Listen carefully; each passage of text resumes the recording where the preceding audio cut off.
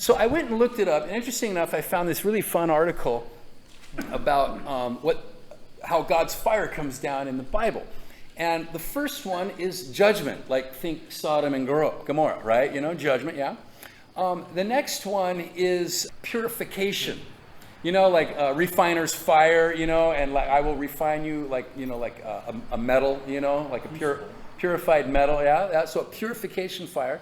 The next one is the reception of God of your sacrifice. So, you know, the Levites would leave out, you know, the sacrifice, or the best one of all, Elijah, right, you know, and God comes down and receives the sacrifice and consumes it. And the last one is just his presence, God's presence in a fire.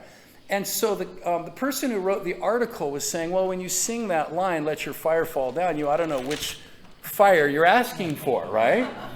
Now, I thought that was really interesting, but I took it one step further in my thinking, and you know what? I think, this is just me off the top of my head, correct me if I'm wrong, I think it's all the same. It's all the same, because about 2 years ago, I think I shared this with you, when I discovered that judgment is a good thing, because we don't think of judgment as being good, but without judgment, we are stuck in our sins forever. Only judgment can punish and remove those sins from us. Now, thankfully, Jesus takes our punishment, but we have to have judgment. Otherwise, we're just stuck in sin, right? In injustice, right?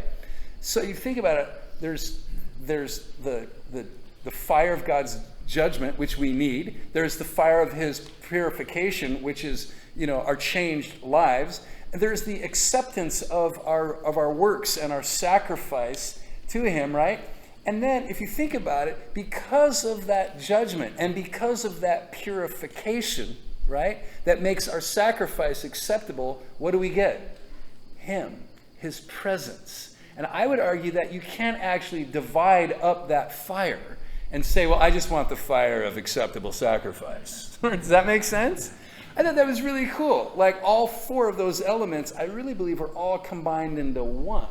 And so when you say, God, let your fire fall down, you're asking for the whole package, right?